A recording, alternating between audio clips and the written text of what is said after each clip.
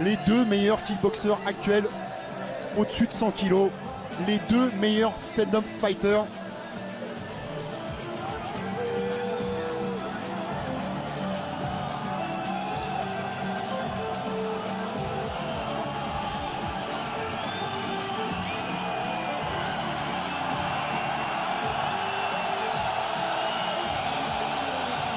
Ah, on a des frissons quand même. Ouais, non mais c'est vraiment pour moi là, à ce moment-là, c'est vraiment le plus important, c'est ce parcours entre le vestiaire et le ring, cette intensité qui monte, la concentration de Bader Hari, on voit, hein, il veut cracher sa rage.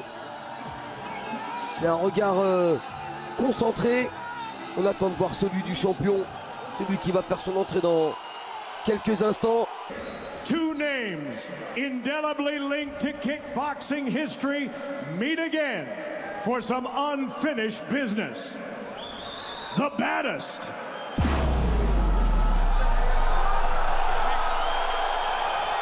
and the king.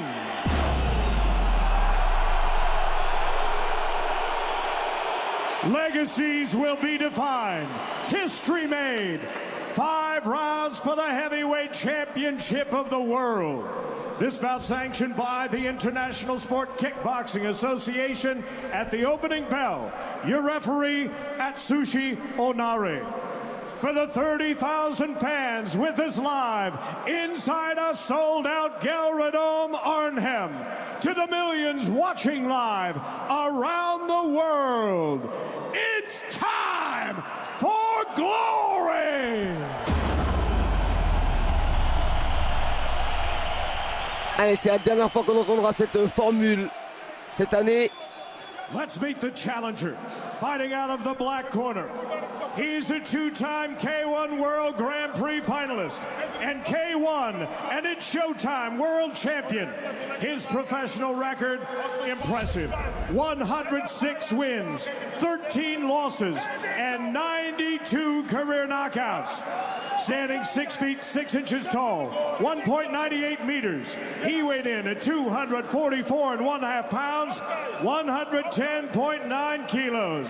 Fighting out of Morocco. 110 kilos pour Bader Hari. The baddest, Bader Hari.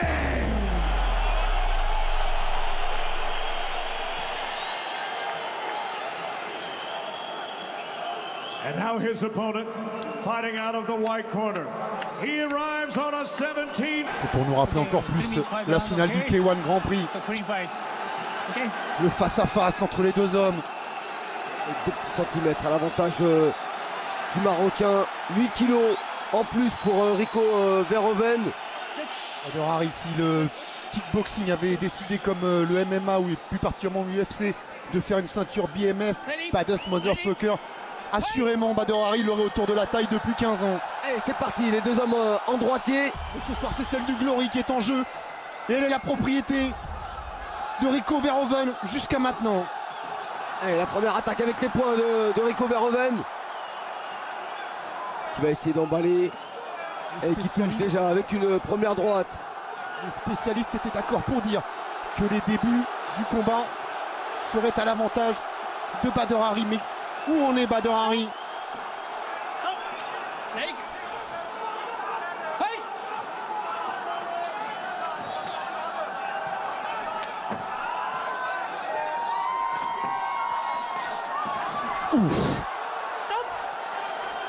La première chose de sûr quand même, c'est qu'il n'est pas intimidé, Rico. Non, il a tout envie de faire douter Bader Hari, lui. Il place des attaques en ligne basse, c'est bloqué cette fois. Et la droite de Bader Hari.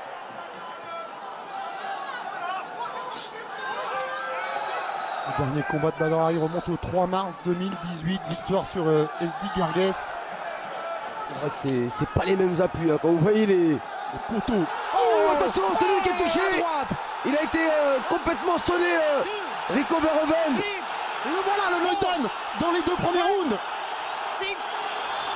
Et c'est pourtant Rico Verhoeven qui a déclenché le premier, qui a essayé de mettre la pression sur Bader Hari. Et attention derrière, En restant très très calme, il a réussi à placer cette droite qui a déjà fait beaucoup de dégâts chez ses adversaires. Bader Hari qui accélère maintenant. Rico qui va gagner du temps pour essayer de récupérer. Et encore une longue minute à tenir.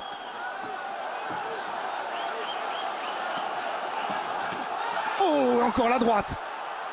Place Selouki qui s'expose au contre avec la droite de Bader Hari, Rico Verhoeven, et qui refuse l'échange en points.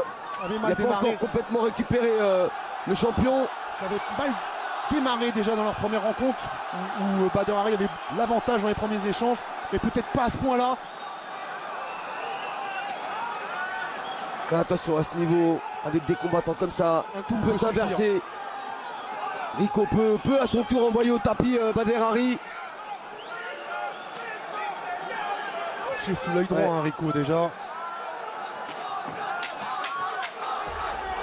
Et c'est parti vite dans ce combat. Allez, le high kick pour Bader Hari.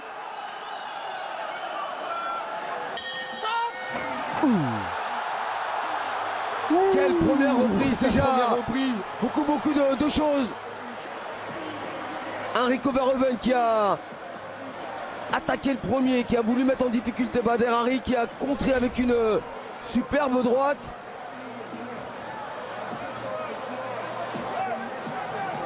Voilà, elle arrive juste au niveau du menton, cette très courte droite de Bader Hari, même presque à la gorge.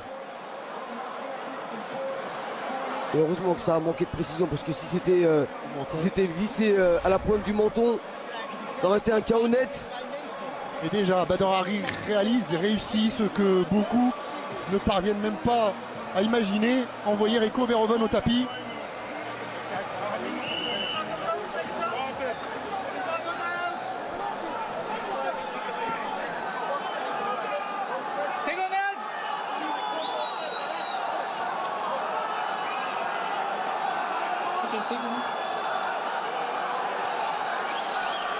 Allez, c'est le Marocain qui prend le meilleur départ. Il a déjà envoyé une première fois au tapis Rico Verhoeven. Là encore, il va presque plus être dans la position confortable du champion qu'on doit venir bousculer. Mais attention, il sait qu'il doit revenir. Et les appuis. Attention, c'est le crochet maintenant de Bader Hari. Et on sent que ça peut venir des deux côtés à n'importe quel moment. Il y a eu des championnats du monde de boxe anglaise qui nous ont énormément déçus il n'y a pas longtemps. Mais ce combat là, en pied-point, pour l'instant il tient son rang. Vous avez deux montagnes face à face et ça recule pas, ça cherche vraiment le coup dur, ça s'engage, ça prend des risques.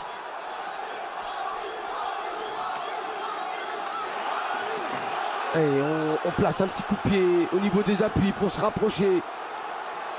Mais ce que veulent vraiment l'un ou l'autre, c'est faire parler le power punch. Là en travaillant plutôt à l'intérieur, c'est Rico Verhoeven. L'autre en prenant l'extérieur avec ses larges crochets, c'est Bader Hari. Et il passe en garde de gauche et maintenant Bader Hari place le retourné. Il avait pu lui placer comme il l'avait placé à Stéphane Leko. Mais enfin c'est pas le même gabarit. Leko qui était un des plus petits poids lourds à l'époque. Et Rico Verhoeven qui est l'un des plus puissants actuellement. Il a les points ce soir Bader Hari pour faire mal à Rico Verhoeven. Il a peut-être un petit peu moins les jambes. Attention à ce coup qui arrive juste derrière le coude. Rico est en train de démolir la jambe gauche de Bader.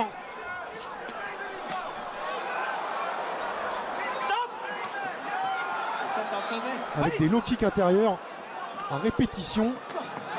Attention parce que si vous dites que Bader mise tout sur l'anglaise, s'il n'a pas les appuis derrière, on le voit bien là, c'est ça pute la même chose. C'est souvent quand il est attaqué au niveau des appuis qu'il est en difficulté. Bader Hari, il n'a pas le réflexe de bloquer. Ça aussi ça peut être préjudiciable par rapport à son manque de ring, manque de combat. Il n'a pas automatiquement cet automatisme de bloquer les coups, de remiser. Alors il va sur ce qu'il sait faire, c'est-à-dire chercher la guerre, mettre la puissance avec des coups sur les côtés, à l'intérieur, en anglaise. Percute très court pour Rico Verhoeven. Il a encore le crochet, il a ripé. C'est toujours ça, à l'intérieur pour Rico, les directs, les uppercuts et les larges crochets pour Badr Hari. Et la salle qui se réveille.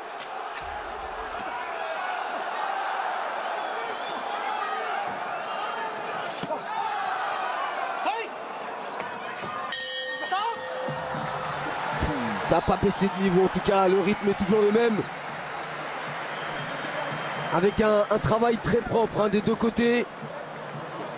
Plus orienté sur les points pour Badr Hari.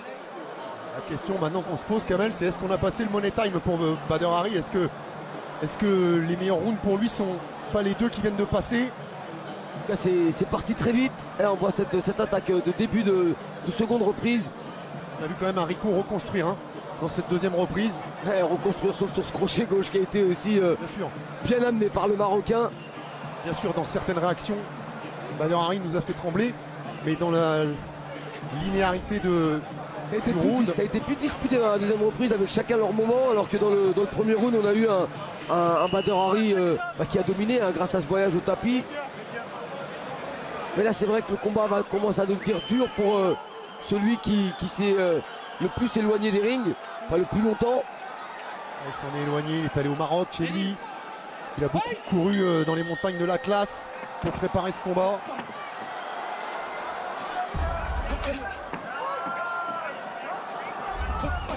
Et on connaît la faiblesse d'un combattant qui manque de ring, c'est-à-dire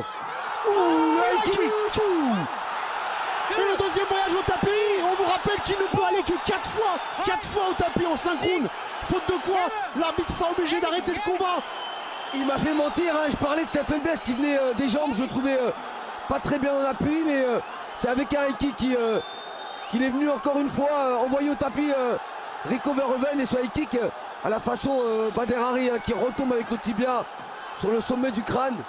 Il n'y en a pas 50 des combattants qui peuvent envoyer Rico Verhoeven au tapis à 2 reprises dans un combat. Il n'y en a pas 150, il n'y en a même qu'un. Qu'est-ce qui s'est passé?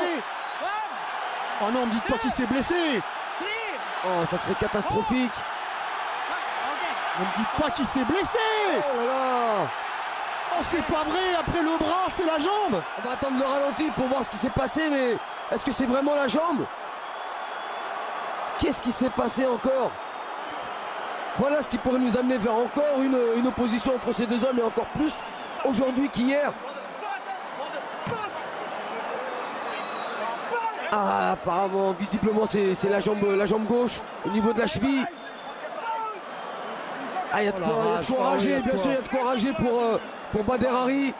Regardez la classe quand même de Rico Verhoeven. Ah ouais, mais là il peut que reconnaître, il a eu face à lui un très très bon Badr Hari qui a réussi à le mettre en difficulté avec le très bon travail en anglaise, la seconde reprise avec ce high kick. C'est peut-être ce high kick qui a causé cette blessure. Ouais, peut-être en reculant. Même en tapant au niveau du crâne.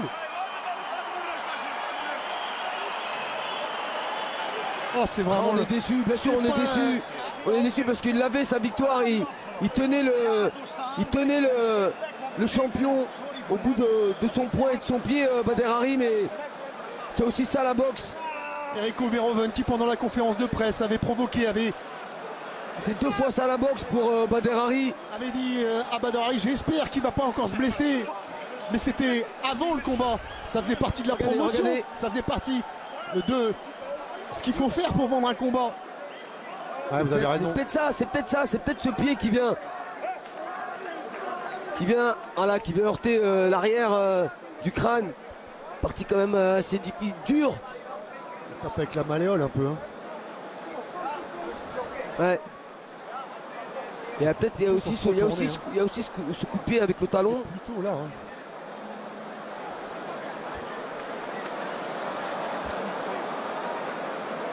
Ah, il le sent tout de suite. Ouais, c'est peut-être ce coup de pied. Ça fait vibrer. On a vu vibrer le pied.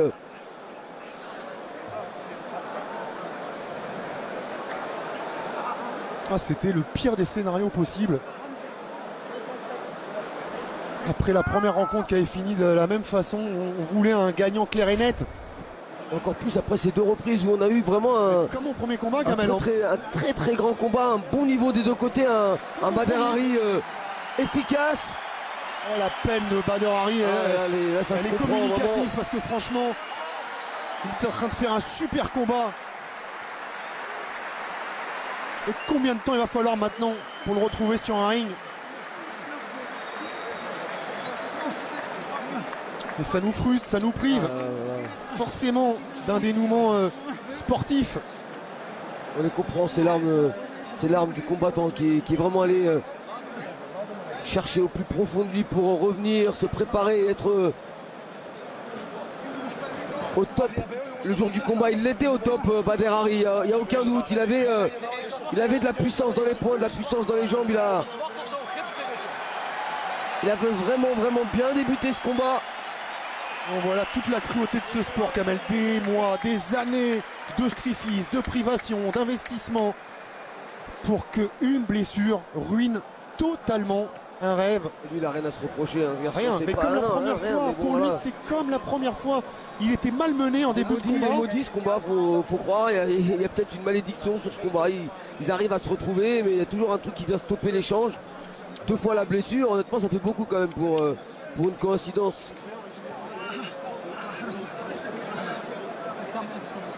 On va rester 2 fois dans cette même reprise. Hein.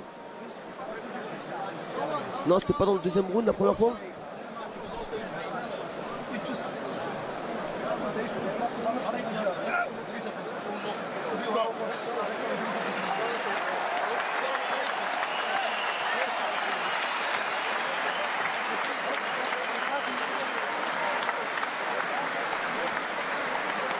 Ah oui, c'est dans la 3e reprise hein, qu'arrive cette blessure. Mais c'est vrai qu'on est perturbé parce que là honnêtement on s'attendait pas à ça. On s'attendait vraiment à ce que le combat monte en puissance et au moment où ça commence à bien prendre. On pouvait digérer n'importe quelle issue sauf celle-ci.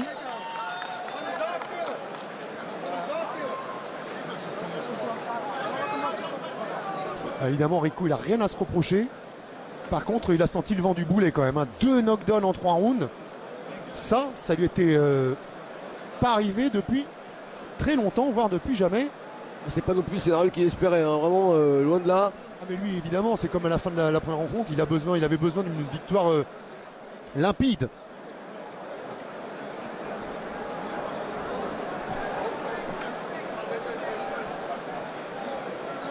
Aïe aïe aïe aïe aïe aïe aïe.